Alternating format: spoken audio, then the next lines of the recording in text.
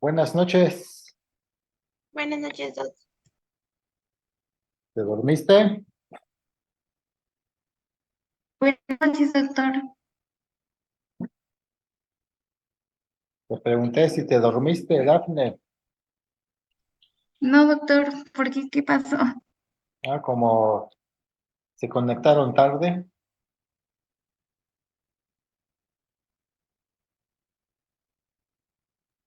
No, doctor, es que tenía problemas con la cuenta, porque antes de Bueno. nosotros la ocupó otro grupo.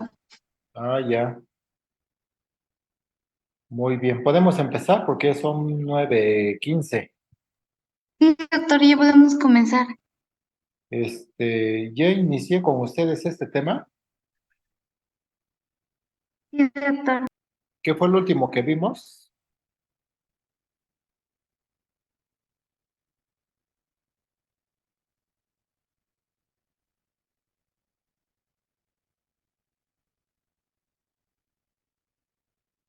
¿Dónde voy con ustedes?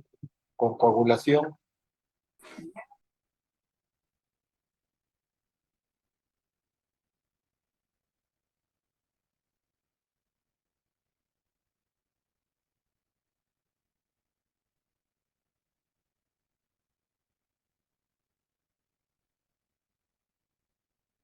Bueno. O sea que no hemos visto nada de esto. No, doctor. Bueno. Este, entonces vamos a empezar a revisar mecanismos hemostáticos. Seguramente ya tienen una idea de cómo está esta situación. Va a depender de dos sistemas que están perfectamente equilibrados y van a permitir que la sangre se mantenga siempre en un estado líquido. Los dos sistemas que se involucran son el de la hemostasia y el de la fibrinólisis. Estos dos sistemas van a depender de la integridad y función del vaso sanguíneo, de la integridad y función de células hemáticas y lo que hoy se conoce como la fase fluida de la hemostasia. Antes las llamaban factores de coagulación. Y de cualquier manera, cualquiera de los dos términos va a ser indistinto que vayamos usando. Luego entra el propio sistema fibrinolítico y una serie de reguladores de ambos sistemas, es decir, tanto reguladores de hemostasia como el de la fibrinólisis. Pues vamos a señalar ahorita, desde ya, lo que se conoce como hemostasia primaria o tapón primario. En esta primera respuesta, cuando se activa la coagulación, van a entrar en función dos partes. Uno, el endotelio de los vasos sanguíneos y las plaquetas. El endotelio, cuando existe una lesión de tipo extrínseca, es decir, que implica daño de su endotelio, ruptura del endotelio, la primera respuesta aparente es la vasoconstricción y se pensaba que solamente la vasoconstricción era el mecanismo de respuesta del endotelio. Sin embargo, hoy sabemos de que tiene otras funciones eh, tan o más importantes que la misma vasoconstricción. Entonces vamos a señalar con esta diapositiva algunas funciones que tiene el endotelio aparte de la vasoconstricción. Entonces aquí podemos ver que el endotelio puede tener varios efectos anticoagulantes, antiplaquetarios y algunos que favorecen la actividad fibrinolítica. Dentro de la función antiplaquetaria, quien interviene es el óxido nítrico, las prostaglandinas y un sistema de enzimas ADPasas. Estas, vuelvo a señalar, las libera el endotelio. y las hace de manera permanente, de tal manera que en el flujo laminar que van transitando las plaquetas, estas no se tengan que adherir ni agregar. Una función anticoagulante lo hace a través de la liberación de antitrombina 3, cofactor 2 de heparina, un inhibidor de la vía del factor tisular, dermatán heparán, proteína S y trombomodulina. Se pueden dar cuenta que aquí tenemos 6 anticoagulantes naturales, que en algún momento van a servir también como un mecanismo regulador. Esto lo libera el endotelio. Y tenemos un sistema que favorece la fibrinolisis. Y aquí se señalan 3: el activador tisular del plasminógeno, el mismo plasminógeno y un activador plasmático de uroquinasa. Entonces, al ratito vamos a ver de qué manera estos factores van a intervenir.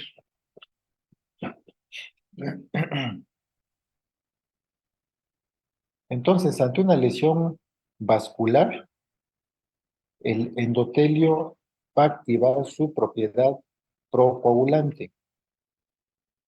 De manera inmediata, se va a liberar factor von Willebrand, se libera un inhibidor del activador tisular del plasminógeno, factor quinto, que forma parte de la fase fluida, y sobre todo, y lo más importante, es la exposición del factor tisular. Este factor tisular es el disparador de la activación de lo que conocemos fase extrínseca de la coagulación. Eso ya lo veremos al ratito. Entonces, pues, todas estas son las respuestas del endotelio cuando éste se daña.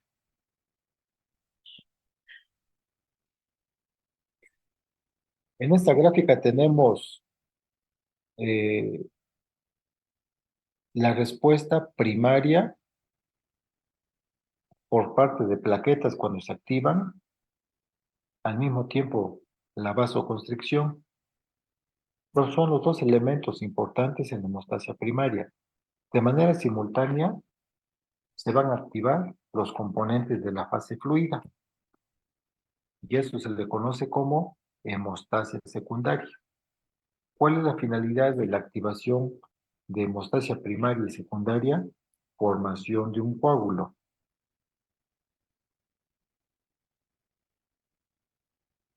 Vimos entonces que el endotelio se daña y ya dañado forma y libera sustancias procoagulantes, pero cuando está el endotelio íntegro, de manera permanente está liberando factores antiplaquetarios y anticoagulantes.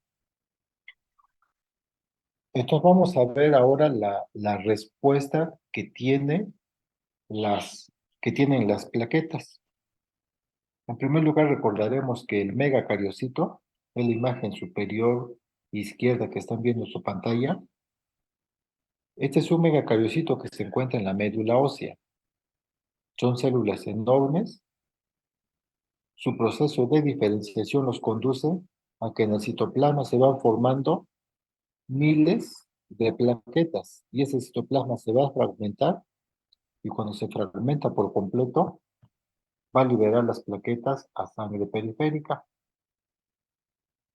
En la imagen superior derecha estamos viendo un campo débil en un frotis de sangre periférica y podemos apreciar las células grandes que son eritrocitos y entre los eritrocitos estamos observando 5 plaquetas.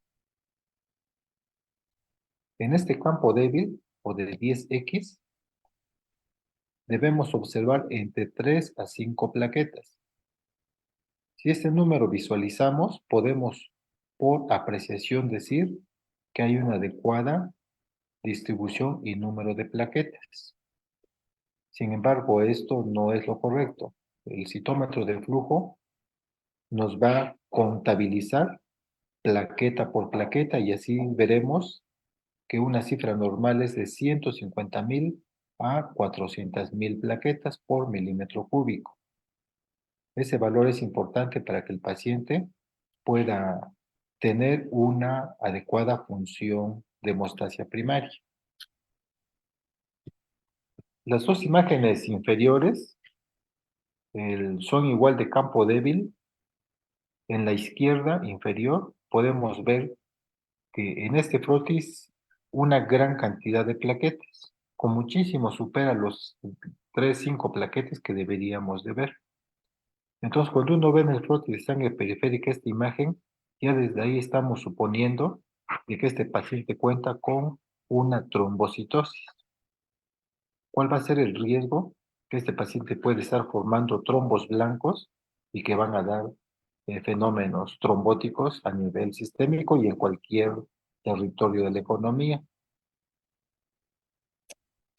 Por último, estamos viendo la imagen inferior derecha y vamos a ver grumos de plaquetas. Aquí este paciente tiene suficiente plaqueta, sin embargo, no están separadas. Por cuestión patológica, tendieron a agruparse y formaron estos grumos.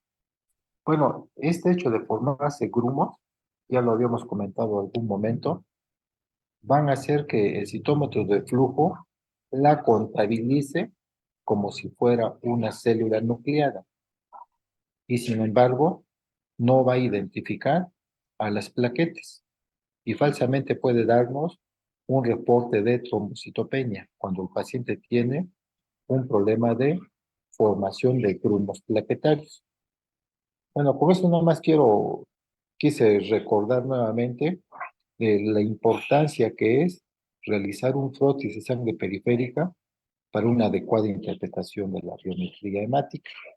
Bueno, esta es entonces la configuración morfológica de las plaquetas. Y ya entrando propiamente a ver de qué manera las plaquetas son fundamentales en la hemostasia primaria, la vamos a explicar con esta diapositiva. Tenemos una línea en la parte superior. Se supone que es el endotelio. Tenemos unos rectángulos eh, color naranja rosado, que es el endotelio, y una parte en donde el colágeno se está exponiendo, porque ahí hay la lesión endotelial. Ya vimos que cuando este endotelio se daña, inmediatamente va a liberar factor von Willebrand. El colágeno se expone, que no es otra cosa más que el factor tisular. Bueno, este factor tisular, además de que se expone hacia la luz del vaso sanguíneo, va a tener receptores para algunas glicoproteínas de las plaquetas. Y aquí se está ejemplificando. Esta plaqueta que está en la parte de en medio, a través de la glicoproteína 1B9A, se va a acoplar al colágeno o al factor tisular. Este hecho le va a permitir a esta plaqueta adherirse al endotelio y muchas plaquetas se van a ir adhiriendo al endotelio. ¿Cómo se da este fenómeno de adhesión? Tan pronto la plaqueta percibe el daño endotelial, se transforma en un fragmento celular esférico. La plaqueta es un fragmento celular plano. Al ponerse esférico, un sistema tubular que tiene en su interior se van a empezar a acoplar entre sí, de tal manera que ese sistema tubular se va a conectar con la superficie de la célula, de este fragmento celular, y el otro extremo se va a conectar a una serie de gránulos que tiene en su interior la plaqueta. Básicamente tiene dos gránulos alfa y gránulos beta. Bueno, esta conexión de tubos hacia los gránulos y hacia la superficie de la membrana plaquetaria va a permitir que esos gránulos puedan ser expulsados a la sangre periférica. El contenido de estos gránulos van a tener una función. Los gránulos alfa van a sintetizar, almacenar y liberar beta tromboglobulina. También factor 4 plaquetario, factor von Willebrand y fibrinógeno. Entonces tengan presentes estas sustancias que se liberan. Los gránulos densos van a liberar ADP, ATP, calcio y serotonina. Bueno, entonces tenemos de que el sistema tubular se ensambló y ese ensamble permitirá la liberación de sustancias que van a servir para activar más plaquetas. Eso es por un lado. Por el otro, se va a disparar un mecanismo bioquímico en el interior, en el citoplasma de esta plaqueta. ¿Con qué finalidad? Para que a partir del ácido araquidónico, perdón, a partir de los fosfolípidos, transita hacia ácido araquidónico para que al final se sintetice tromboxano A2. Y este tromboxano A2 va a ser expulsado al interior del vaso sanguíneo. ¿Qué función va a cumplir este tromboxano A2? Este es el más potente vasoconstrictor que se conoce, de tal manera que una plaqueta activada libera tromboxano para favorecer y potenciar la vasoconstricción, que ya vimos que este es un elemento principal para la hemostasia primaria. En la superficie de esta membrana tenemos una serie de glicoproteínas que se exponen. Ya señalé la GP1B9A, que va a permitir ensamblarse al factor tisular, y con ello se cumple la función de adhesión. Por otro lado, va a exponerse otras glicoproteínas que van a permitir que una plaqueta se una con otra plaqueta. Y las glicoproteínas responsables de esta agregación plaquetaria son la 2B y la 3A. Sin embargo, este ensamble no se da entre glicoproteína y glicoproteína, sino por intermedio del fibrinógeno. Entonces, el fibrinógeno aquí es necesario para permitir la agregación de plaquetas. Este fibrinógeno puede venir de dos sitios: del gránulo alfa de la misma plaqueta, que ya vimos que libera fibrinógeno, pero la mayor cantidad proviene de la síntesis hepática. Es decir, el fibrinógeno sérico que tenemos es el que se utiliza para facilitar esta función de agregación plaquetaria.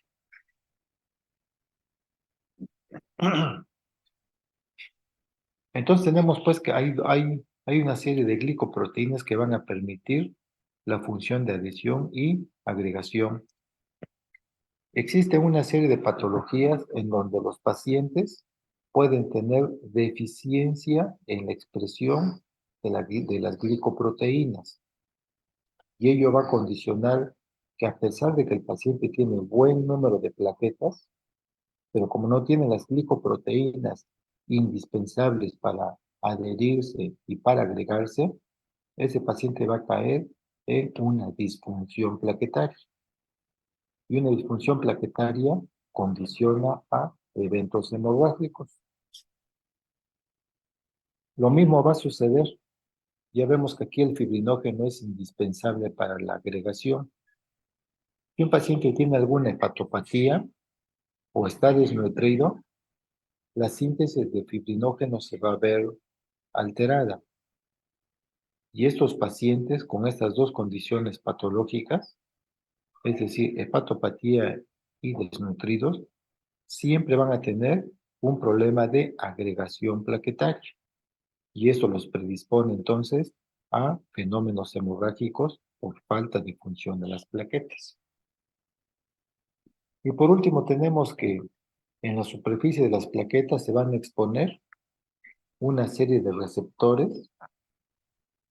Lo están viendo ustedes en la parte inferior de la imagen amarilla del medio, y están unos cuadros azules, una serie de receptores que van a captar tromboxano A2, ya vimos que lo libera, lo sintetiza, lo libera la plaqueta. El factor 4 plaquetario viene de un gránulo alfa, el ADP viene del gránulo denso, trombina, colágeno, epinefrina, pueden ser otras sustancias externas. Entonces, todas estas sustancias que acabo de mencionar van a potenciar o van a incrementar la activación de las plaquetas. Entonces, las plaquetas, pues no solamente la activa el endotelio dañado y la exposición del factor tisular. Seguramente este es el desencadenante para su activación, pero tiene una serie de mecanismos adicionales que van a permitir exponenciar más ampliamente la activación de las plaquetas. Entonces, una vez que se dio la adhesión y agregación plaquetaria, eso va a constituir el lecho, el sitio ideal para que ahí confluyan todos los componentes de la fase fluida de la coagulación. Ya vimos que la misma plaqueta libera el factor von Disculpe, Willebrand. doctor, no escuchamos lo último que dijo. Se cortó su internet. ¿Hasta dónde se quedaron?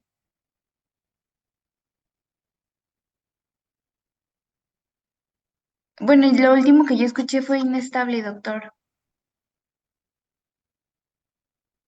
¿Quedó claro lo de la exposición de los receptores que van a potenciar la activación de la plaqueta?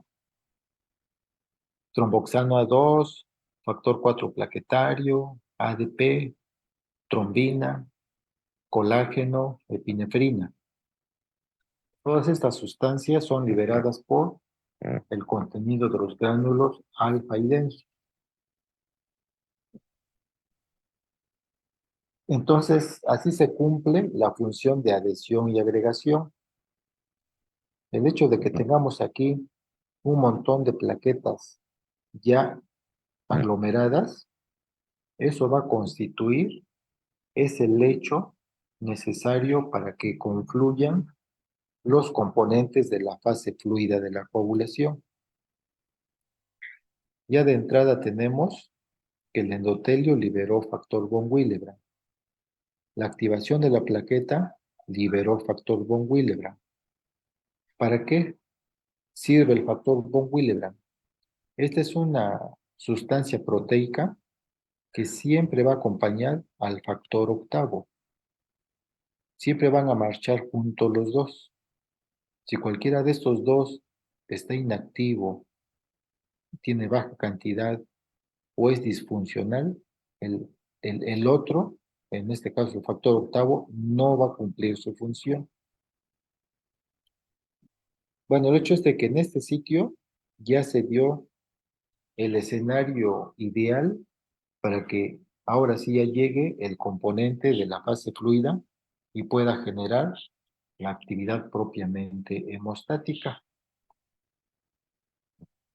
Esquemáticamente tenemos entonces que este es el tapón primario. En ese tapón primario están aglomeradas plaquetas. También ahí tiene una función importante el atrapamiento de leucocitos de glóbulos rojos.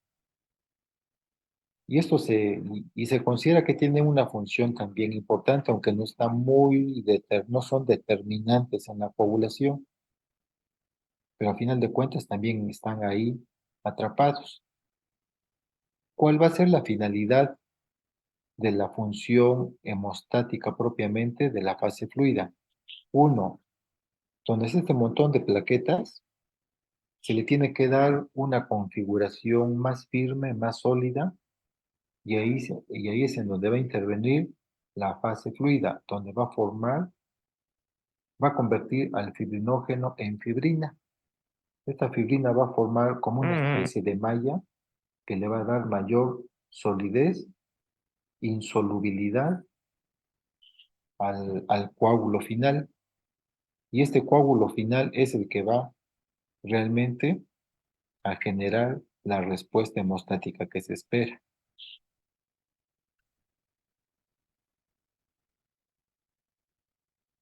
Hasta aquí vimos a grandes rasgos la función del endotelio y cómo se activan las plaquetas y cuáles son las dos funciones.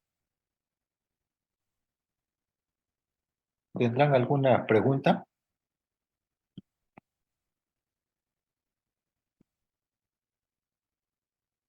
No, doctor. No, doctor. Bueno, No, el día de mañana vamos a ver el componente o los componentes del sistema de coagulación o la fase fluida y lo que se conoce como cascada de coagulación. Nos vemos, por favor, también a las 9 de la noche, mañana. sí, doctor, está bien. Sí, Bueno, doc. Gracias. Sí, gracias. sí, hasta mañana. Gracias, doctor. Hasta mañana. Gracias, buenas noches. Buenas noches.